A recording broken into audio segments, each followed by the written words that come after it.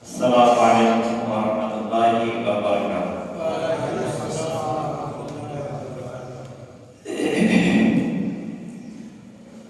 Alhamdulillah,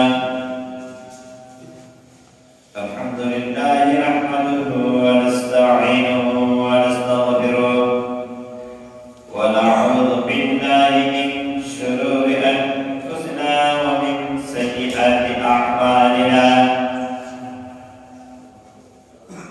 من يهده الله فلا مضل له ومن يضلل فلا هادي له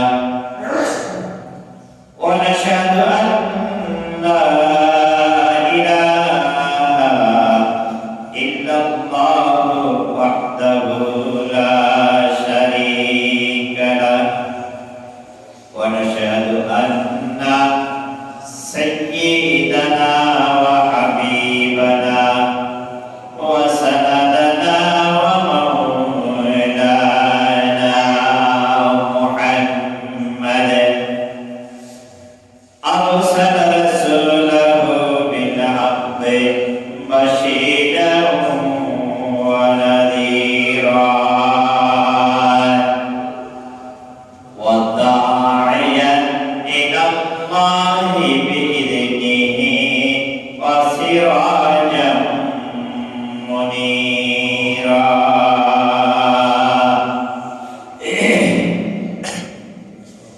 فقد قال الله تعالى في القرآن المجيد والفرقان الحميد قرآن شكري أعوذ بالله من الشيطان الرجيم بسم الله الرحمن الرحيم شهر رمضان أنزل فيه القرآن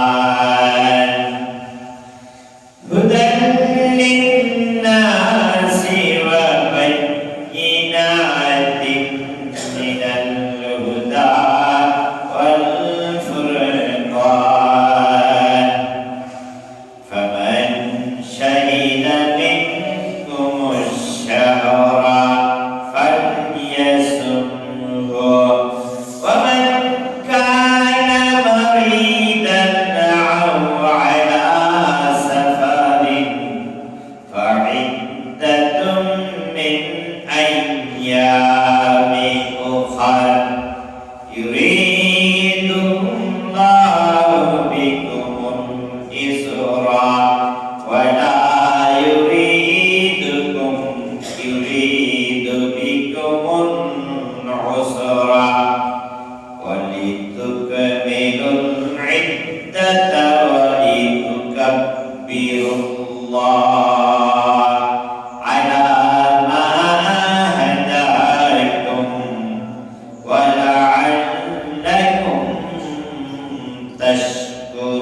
تشكرون وقال تعالى بشأن حبيبه إن الله وملائكته يصلون على النبي يا أيها الذين آمنوا صلوا عليه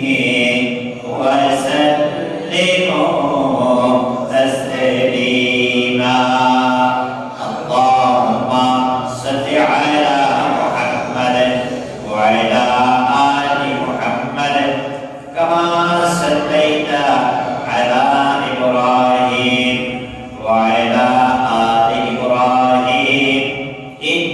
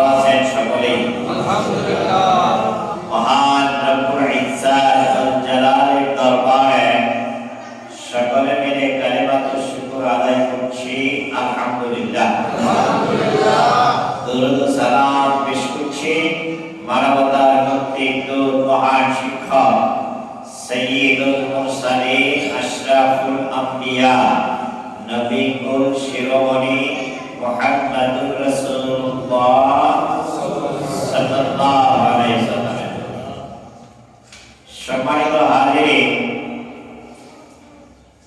মানুষ দিন দিন শিক্ষিত হচ্ছে, শিক্ষার আলো ছড়াচ্ছে।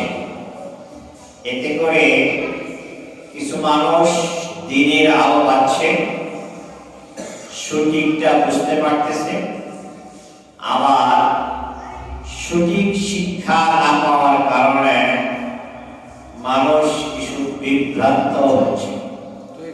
কি বলেন? এমন একটা সময় গেছে আমাদের এলাকায় 20 টাকা তারাবি না পড়ে কেউ যায় না। গেছে না এরকম? তারাবি পড়তে আসলে 20 টাকা পড়ছে।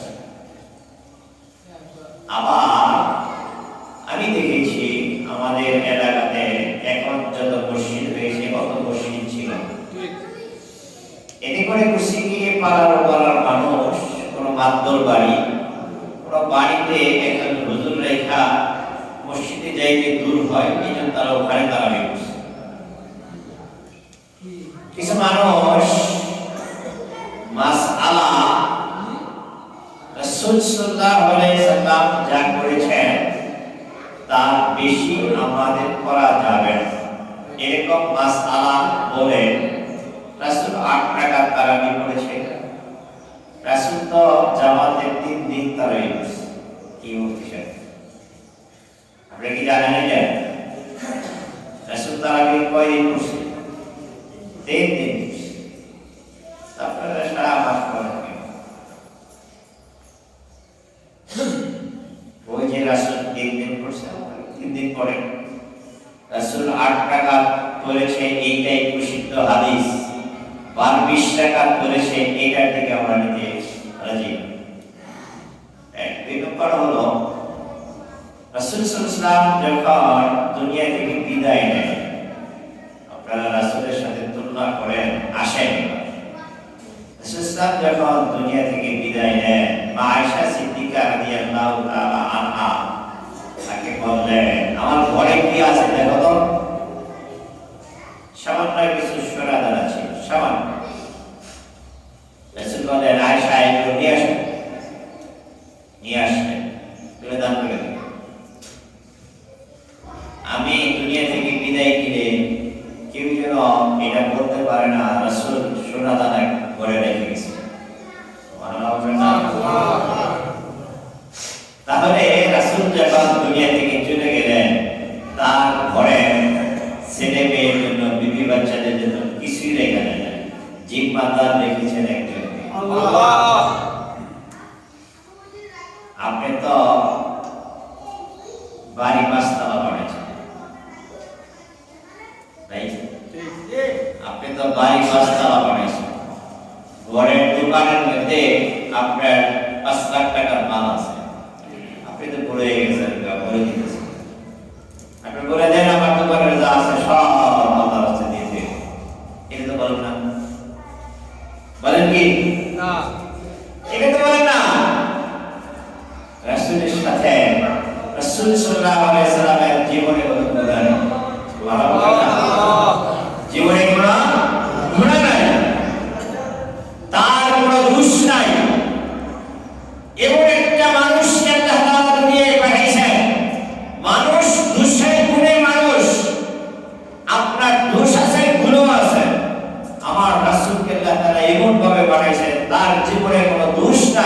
সব জীবনটা ভর্তি তার গুণে ভর্তি। সুবহানাল্লাহ। আমি কালকে একটা হাদিসের 3টা অংশ পড়ছি, প্রতিটা ছিলেন না তার 3টা অংশ পড়ছি, আপনি 3টা অংশের ব্যাখ্যা আজকে দিব। রাসূল সাল্লাল্লাহু আলাইহি ওয়াসাল্লাম আপনাদের এখানে একটা ঘটনা বলেছিলেন, তাকে আবু জাহেল কুয়া ফেলেছিল, মনে আছে না? এই ঘটনা বলেছিলেন না? কুয়া ফালানোর পরে, গর্তে ফালানোর পরে এখন আবু জাহেল বলল যে তুমি মুহাম্মদ ছাড়া আর এখান থেকে কেউ খেতে পারবে না। আল্লাহ রাসূল বললেন আপনি কি এটা বুঝেন? আবু জাহেল বলল হ্যাঁ আমার এটা বুঝ হয়েছে, তুমি ছাড়া আমাকে এখান থেকে কেউ বাঁচাতে পারবে না। আল্লাহ রাসূল বললেন চাচা আপনি যদি বুঝা থাকেন তাহলে ওই কূপের মধ্যে পুরে আমার কালমাটা পড়েন। সুবহানাল্লাহ। লা ইলাহা ইল্লাল্লাহ মুহাম্মাদুর রাসূলুল্লাহ। আমার এই কালমাটা পড়েন আপনি আপনাকে উঠাবো। আবু জাহেল বলল ভাইরা তুমি বিশ্বাস করো আমি আমার উঠাও, উঠা প্রথমে আমি তোমার কালমা পড়ব।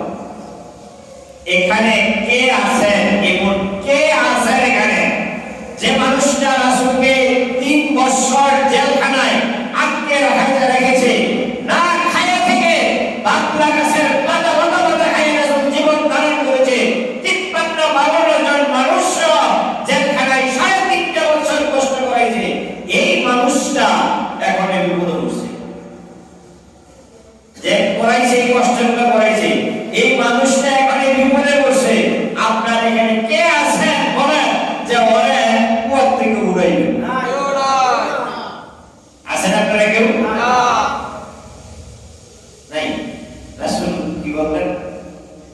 ডান হাত বাড়ায় বিসমিল্লাহ বলে ডান হাত বাড়ায় সুবহানাল্লাহ। আল্লাহ তাআলা কূপের পানির সুইচ দিয়েছে, আর কূপের পানি এখন যেখান থেকে কিছুই দেখা যায় না এই মাটি উপরে উঠে গেছে। সুবহানাল্লাহ। রাসূলের হাত ধরছে, হাত ধরেই উঠে গেছে। সুবহানাল্লাহ। উঠা কি কয় জানেন? ভাই তুমি তো জাদু কুয়া তো লাগাইছো, তোমার কারণে কি আমি করব? আপনার রাসূলের সাথে আমাদের কোনো তুলনা কিছু আছে না? রাসূল সাল্লাল্লাহু আলাইহি সাল্লাম মক্কা যখন বিজয় হলেন, মক্কা যখন বিজয় হলেন কাউকে কোনো আঘাত করেন নাই। 10,000 সশস্ত্র বাহিনী নিয়ে মক্কায় উপস্থিত। সুবহানাল্লাহ।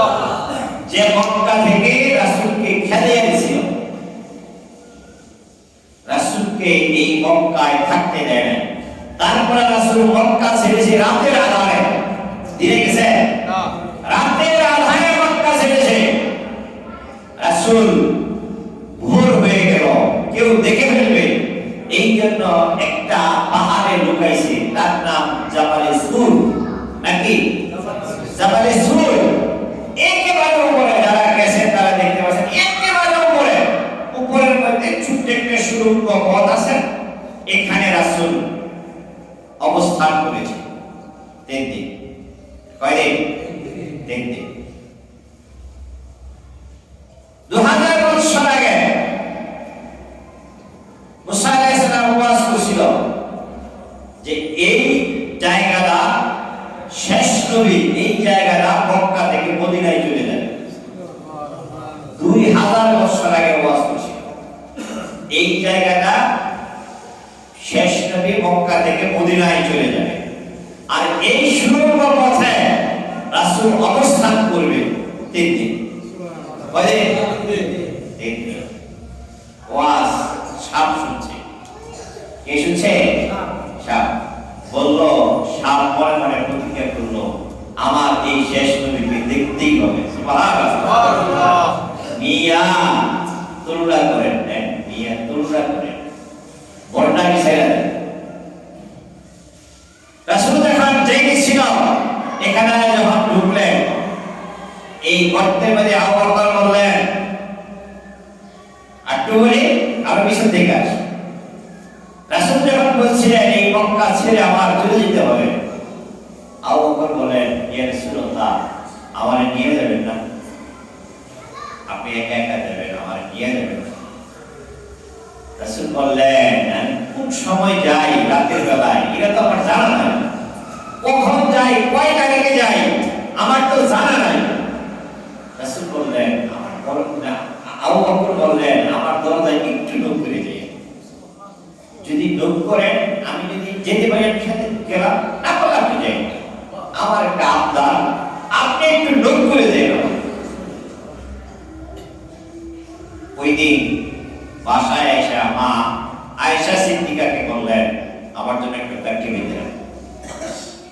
আমার নবী মুহাম্মদ সাল্লাল্লাহু আলাইহি ওয়াসাল্লাম কাফিরদের অত্যাচারে অতিষ্ঠ হয়ে একদিন এই মক্কা ছেড়ে দিবে, আমি আমার রাসূলকে একা একা ছাড়তে পারি না, আমি সাথে যাব।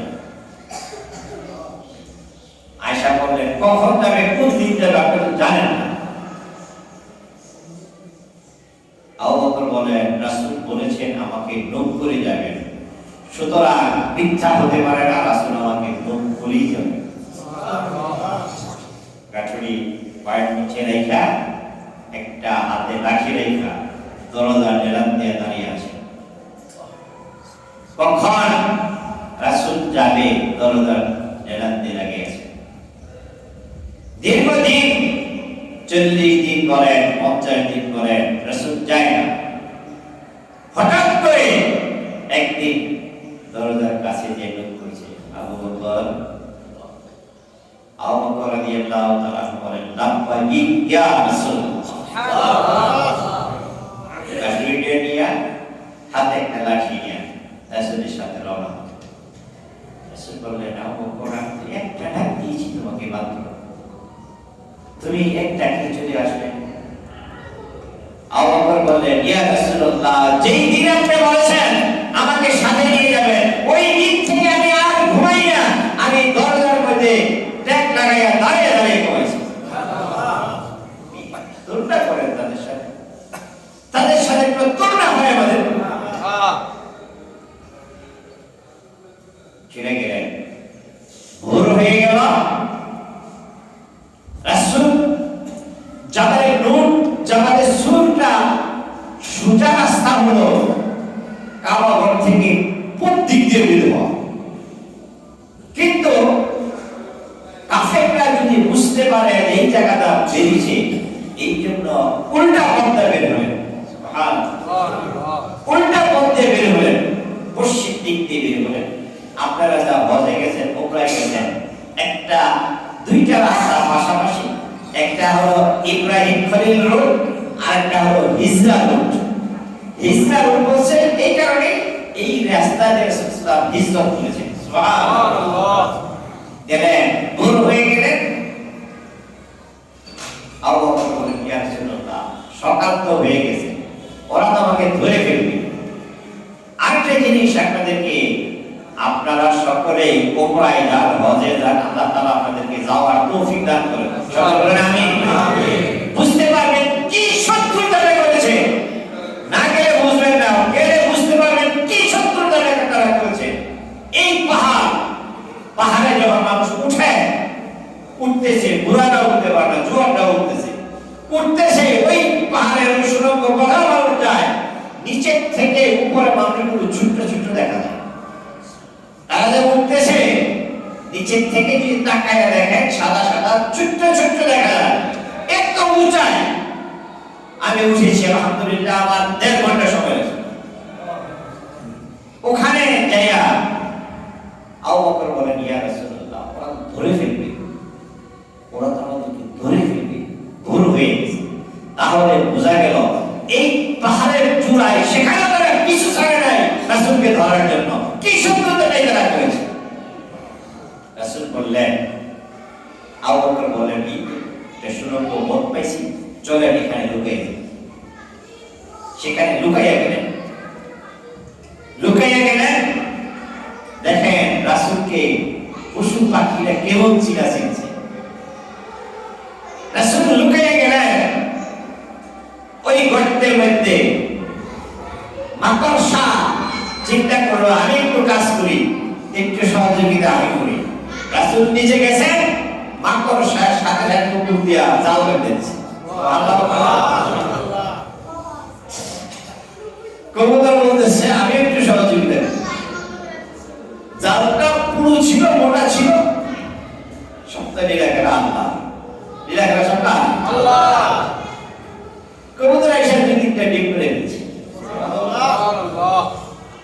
নিচে দুইজন, নিচে কয়জন? দুইজন। কারা কারা? আবু বকর,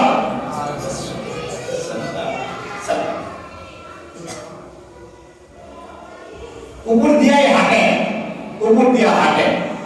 আবু বকর ভয় পেয়ে গেছে, বলতেছে ইয়া রাসূলুল্লাহ, এই যে ওরা উপর দিয়া হাঁটতেছে, ধরে ফেলবে আমাদেরকে, আমরা তো মাত্র দুইজন।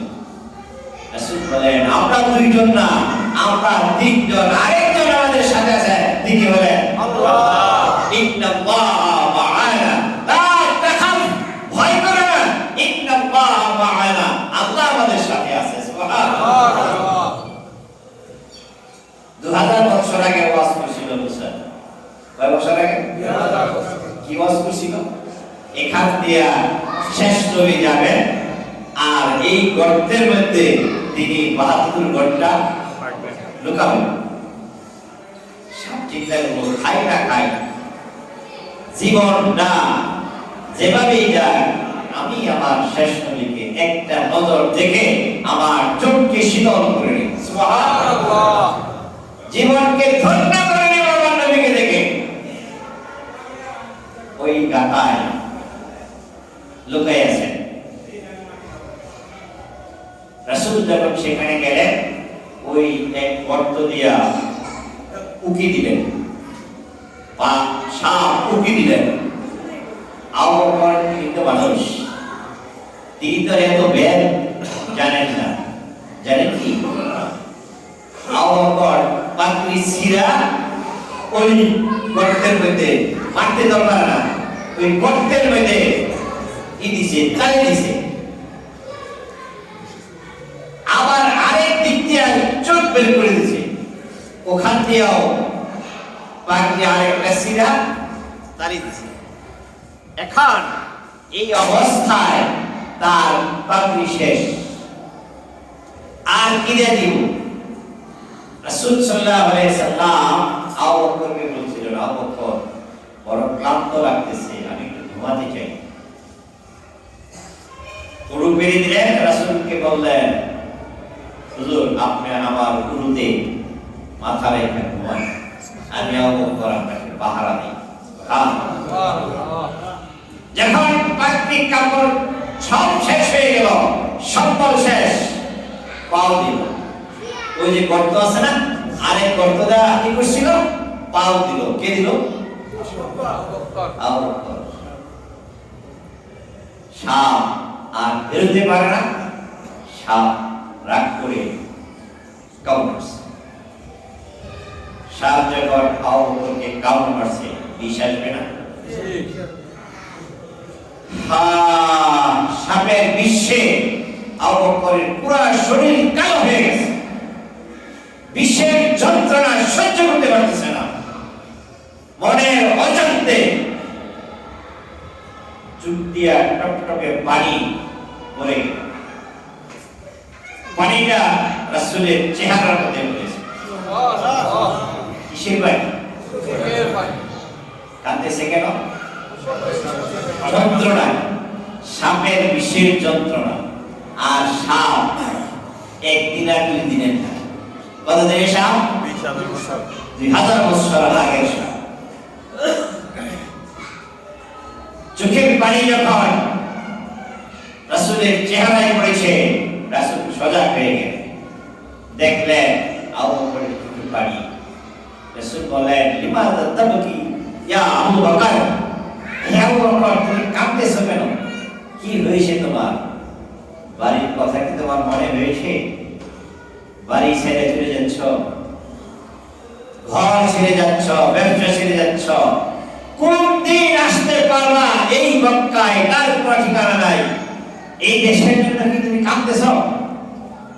রাসূল বলেন, আবু বকর বলেন না রাসূল, আমি এই জন্য কাঁদতেছি না, আমাকে সাপ কেটেছে, সাপের বিষের যন্ত্রণা আমি সহ্য করতে পারতেছি না, এই জন্য আমি চোখের পানিটা মনের অজান্তে আপনার গায়ে পড়ে গেল।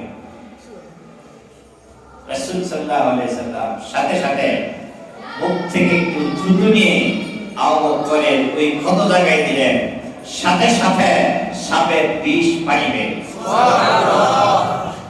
বিশ্বনবী বলেন, আবু বকর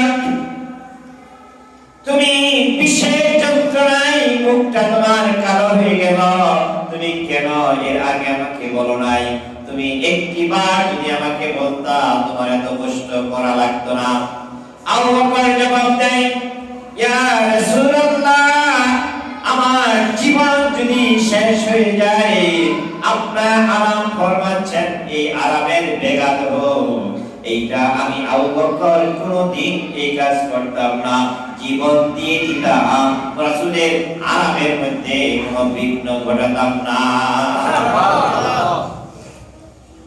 চলে গেলেন বাড়ি ঘর সব ছাইরা মদিনা। কোথায় চলে গেলেন? মদিনা। মিয়া এটা করবে আপনি আমার তুলনা দেন, আমাদের কি তুলনা হয় তাদের সাথে? একজন সাহাবা আপনার থেকে আপনার একজন সাহাবা রাসূলের জন্য যেই শ্রম দিয়েছেন, যে প্রেম দিয়েছেন, যে ভালোবাসা দিয়েছেন, পৃথিবীর কোনো মানুষের এটা সম্ভব হবে না। কথা বলেন ঠিক না বেঠিক? এই জন্য আল্লাহ তাদেরকে দিয়েছে। আল্লাহ কি দিলেন? নাম দিয়ে দিলেন শেষে রাদিয়াল্লাহু তাআলা আনহু। সুবহানাল্লাহ। বিলাল হাবশী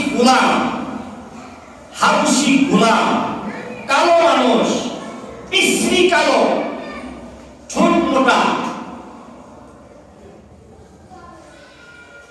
মোটা, রাসূলের প্রেমে তিনি রাসূল যখন দুনিয়া থেকে বিদায় নিলেন, তিনি আর এই মদিনাতেই থাকতে পারবেন না, মদিনাতেই রইলেন না। কারণ তিনি মসজিদে নববীতে আযান দিতেন, তিনি যখন মিনারায় আযান দিতেন, আশহাদু আল্লা ইলাহা ইল্লাল্লাহ আশহাদু আন্না মুহাম্মাদুর রাসূলুল্লাহ, এই শব্দগুলো যখন বলতেন, বিলাল মসজিদে নববীর বারান্দার দিকে তাকাতেন আর দেখতেন আমার রাসূল একবার এদিকে যায় একবার এদিকে যায়। সুবহানাল্লাহ। বিলাল প্রতিজ্ঞা করলেন, যেই বিলাল আযান দিলে রাসূলকে দেখতো, আযানের সময় রাসূলকে দেখা যেত, আর এই রাসূল মদিনায় নেই আর বিলাল এখানে আযান দিবে। কি প্রেম তাদের প্রতি ছিল। সম্মানিত হাজিরিন, আল্লাহু আকবার, আল্লাহু আকবার। আমি হাদিসে তিনটা অংশের একটা চাইছিলাম রমজানের ব্যাপারে কথা বলবো, আয়েশা গেল এই ব্যাপারে। কি বলছিলাম? আমার মুসল্লি যারা ছিলেন ইফতারের তারাবির সময় রাসূলের নাম আসার পরে যে মানুষ দুরূদ শরীফ পড়ে না, এই মানুষটা যেন ধ্বংস হয়ে যায়। মনে আছে না? তাহলে কি আপনাদের ব্রেনে যুক্তিয়ে খাটে যে তিনি কেবল মানুষ ছিলেন, তার নাম সাথে পড়ার সাথে সাথে আমাদের পড়তে হবে কি? আবার বলছি কি পড়তে হবে? সাল্লাল্লাহু আলাইহি ওয়াসাল্লাম। তার সুপারিশ ছাড়া কোন মানুষ জান্নাতে যেতে পারবে না। কার সুপারিশ ছাড়া? যারা বলেন কার? আল্লাহ রাব্বুল আলামিন বলে দিলেন, কুনতুম তুহিব্বুনাল্লাহ ফাত্তাবিউনি ইউহিব্বুকুমুল্লাহ ইয়াগফির লাকুম যুনুবাকুম ওয়াল্লাহু গফুরুর রহিম। মক্কার বড় বড় লিডাররা বলতে লাগলেন, আল্লাহরে মানি, আল্লাহরে তো মানতে হবেই, মানি। তুমি নবী মুহাম্মদ, তুমি মুহাম্মদ নবী, এটা মানতে কষ্ট হয়। যুক্তি কি? তোমার বাবা নাই, মা নাই, তোমার এরকম বড় বংশ নাই, টাকা নাই, পয়সা নাই, নেতৃত্ব নাই, কথা তো যুক্তিসঙ্গত। কি বলে কথা যুক্তিসঙ্গত না? ও মিয়া এই মসজিদের সভাপতি বানায়, এই মসজিদের একজন সভাপতি বানাবেন। সভাপতি কারা বানাবেন? যিনি সমাজের মধ্যে ভালো সম্মানী ব্যক্তি, যার টাকা আছে, পয়সা আছে, যার মসজিদের প্রতি মহব্বত আছে, ঠিক না? যিনি মসজিদের সংস্কারের জন্য কাজ করেন, যাকে বলা লাগে না নিজের ইচ্ছায় নিজের কাছ থেকে টাকা নেই, মানুষের কাছ থেকে টাকা নিয়া এই মসজিদের জন্য কাজ করেন, তারে বানাবেন। ঠিক ঠিক কথা বলেন। মোহাম্মদ নেতা হবে, চেট্টিখানি কথা না, আরবের নেতা, চেট্টিখানি কথা, নেতা হবে। নবী আবু জেহেল বা সাইবা সহ নেতারা বলেন আমরা আল্লাহরে মানি, কিন্তু তুমি নবী মুহাম্মদ নবীটা। রাসূলকে যে নেতা বানাইলেন, নবী বানাইলেন, কে বানাইছেন? আল্লাহ। জোরে বলেন আল্লাহ। আল্লাহ ভোট দিলে কেন ভোট লাগে না? আল্লাহ বলে দিলেন, কুল হে নবী আপনি তাদেরকে জানিয়ে দেন, ইন কুনতুম তুহিব্বুনাল্লাহ, যদি তোমরা আল্লাহকে ভালোবাসো, আল্লাহকে মানো। কে বললেন? আল্লাহ। জোরে বলেন কে বললেন? আল্লাহ। ও নবী তাদেরকে তুমি জানিয়ে দাও, তারা যদি আল্লাহকে ভালোবাসে, আল্লাহকে মানে, আল্লাহকে রব হিসাবে জানে, ফাত্তাবিউনি, তাহলে আমি নবীর অনুকরণ করো, অনুসরণ করো। আমি যেই কাজ যেইভাবে করি ওই কাজ ওইভাবে করা লাগবে, আমি যা বলি তা শোনা লাগবে। আমার ব্যক্তিগত জীবনে যা ফর্মুলা দেই ওইটা মানতে হবে, সামাজিক জীবনে আমি যেই ফর্মুলা দেই ওইটা মানতে হবে, রাষ্ট্রীয় জীবনে যেই ফর্মুলা দেই এইটা তোমাদের মানতে হবে। কে জানিয়ে দিলেন? আল্লাহ। কে জানিয়ে দিলেন? আল্লাহ। আর দুনিয়ার মানুষ শুনে রাখো, যদি তোমরা এটা করতে পারো, আমার নবীর অনুকরণ করো, অনুসরণ করো, আমার নবীকে তোমরা যদি মেনে নাও, তাহলে শুনে রাখো, ইয়াগফির লাকুম যুনুবাকুম ওয়াল্লাহু গফুরুর রহিম। তোমরা জীবনে যা গুনাহ করেছো, যা অপরাধ করেছো, আমার নবীরে মানার কারণে আমি আল্লাহ তোমাদের সব মাফ করে দিব। আমি নেতাগিরি করেন, নেতাগিরি কইরা কর্মনীতি বানান। এই পৃথিবীতে কর্মনীতি বানানোর, রাসূলের পরে কর্মনীতি বানানোর জন্য কারো কোনো অধিকার নাই। কথা বলেন ঠিক কিনা? কর্মনীতি বলেন, ফর্মুলা বলেন, সবটাই মানতে হবে। আল্লাহ দেওয়া যে জিনিসটা আমার নবীর মাধ্যমে আল্লাহ তাআলা দিয়েছেন, আল্লাহ দেওয়া ছাড়া কোন কর্মনীতি, কোন কর্মশালা পৃথিবীর কোন মুসলমান মানতে পারে না, যদি তারা আল্লাহর রাসূলকে নবী হিসাবে মেনে থাকে। কথা বলেন ঠিক না বেঠিক? বলতেছিলাম, আসছিলাম তারাবি 3 দিন পরে, আবার 8 টাকা কইরাই দৌড় দেন। আসিলাম এরকম কথা বলছি না? আসেন এখন আসেন, কথায় আসেন। فَمَن يَعْمَلْ مِثْقَالَ ذَرَّةٍ فَأَمَّا مَنْ ثَقُلَتْ مَوَازِينُهُ فَهُوَ فِي عِيشَةٍ رَاضِيَةٍ وَأَمَّا مَنْ خَفَّتْ مَوَازِينُهُ فَأُمُّهُ هَاوِيَةٌ وَمَا أَدْرَاكَ مَا هِيَ। কবিতা বললাম? কথা বলেন। আমি যেটা বলেছি কবিতা বলেছি? এই সূরাটা কোন সূরা?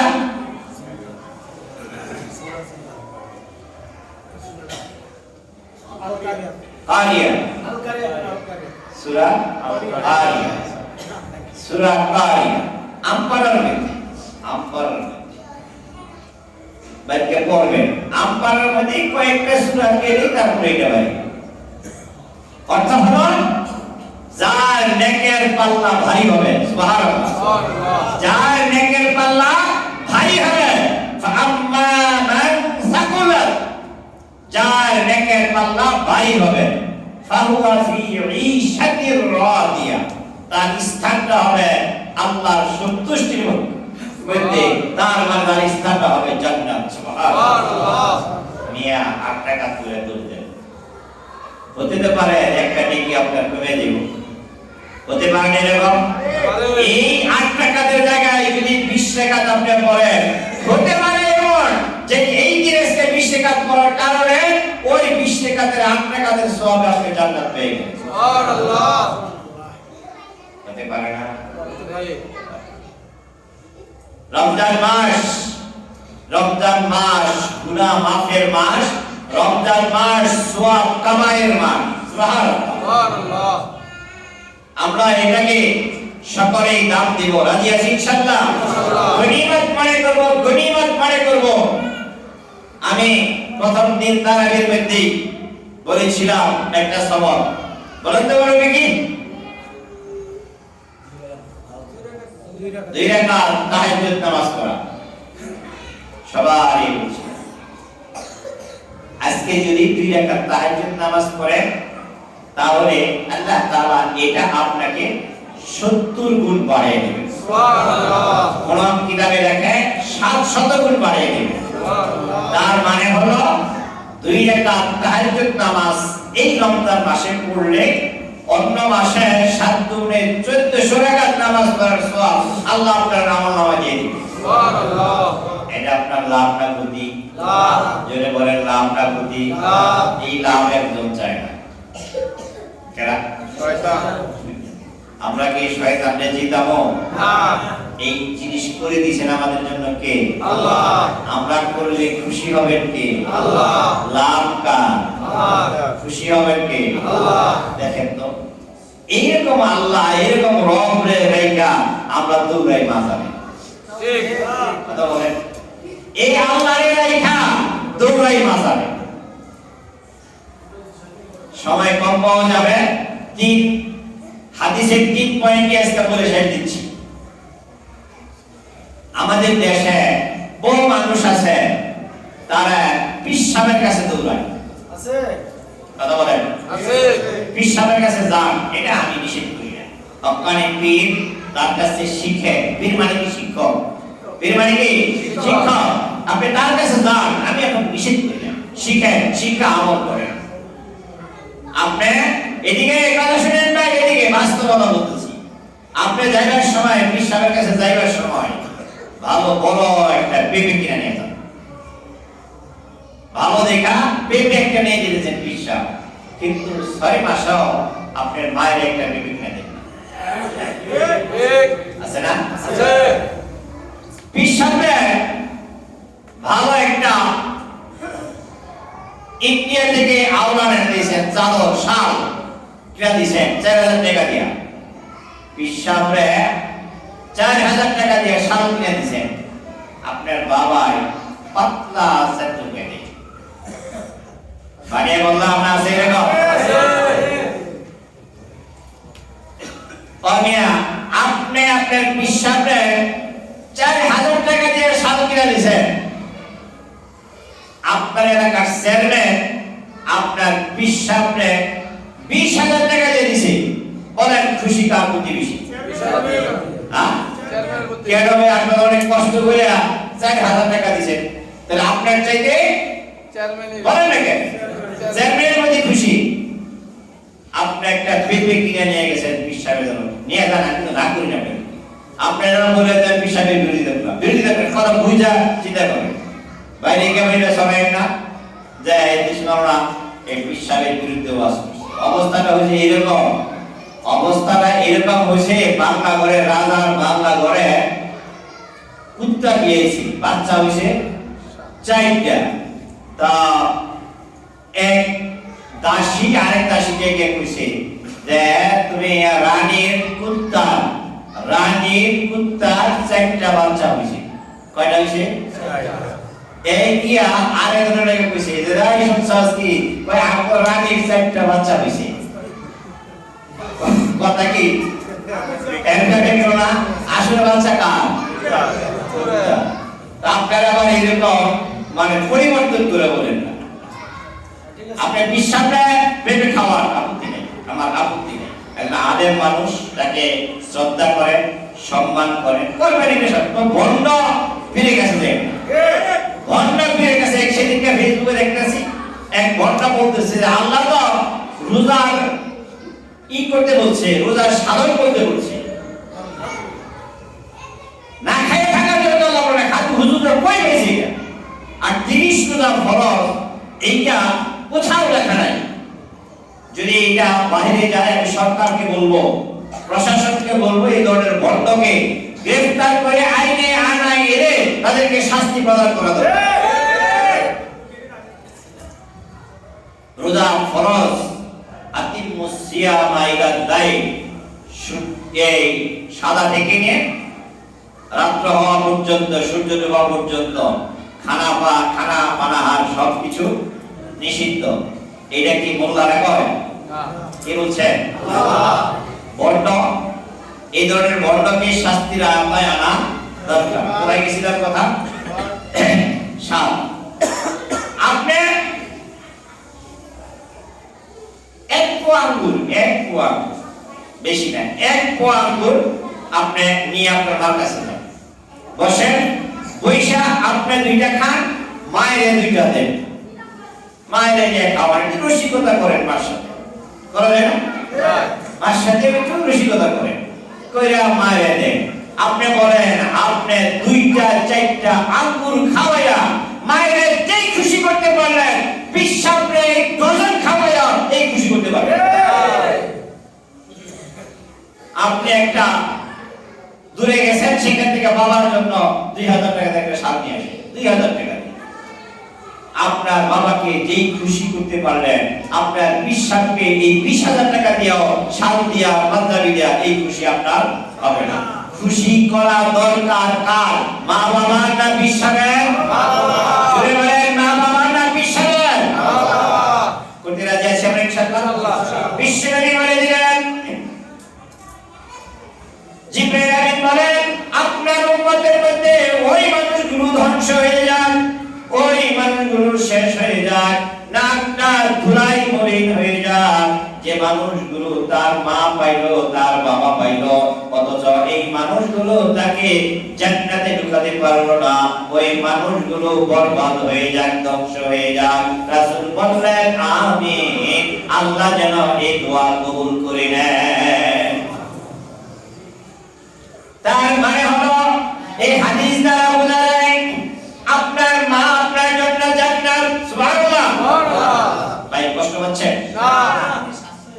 অনেক জায়গায় আছে মা বাবা ছেলেদের প্রতি অন্যায় করে, কথা বলা আছে না? মা বাবা ছেলেদের প্রতি জুলুম করে। অনেক মহিলা এরকম আছে, তার মেয়ে যদি বাড়িতে আসে তাহলে রাজরানী দেখেন, আর ছেলের বউরে চাকরানী দেখেন। বানিয়ে বললাম না, বাস্তবতা আছে। ঠিক আছে তো আমার কথা? আপনারা কি রাগ করতেছেন কেউ? না। আর 1-2 মিনিট কম, মেয়ে দেখে কি বলেন রাজরানী, আর কোলা বউরে দেখে চাকরানী। এই স্বভাব যে মা বোনের আছে, এই স্বভাবটা পরিহার করেন। শ্রদ্ধা আর ভালোবাসা দুইটা একটার সাথে সম্পর্ক, ঠিক কি না? আমি এই মসজিদের খতিব, আমাকে আমার জুনিয়র এখানে যারা আছে তারা আমাকে সম্মান দেবে, ইজ্জত দেবে, এটাই স্বাভাবিক। এখানে আমার জুনিয়র যারা আছে রাস্তাঘাটে দেখা হলে আমাকে সালাম দিবে, এক জায়গায় বসলে চেয়ার নাই, বসার আর চেয়ার নাই, যে কজন আছে ওরা বুক করে ফেলছে। আমি যাওয়ার পরে এই একজন উঠে ওরা হুজুরের চেয়ার নেই, এটা স্বাভাবিক। আমার করণীয় কি?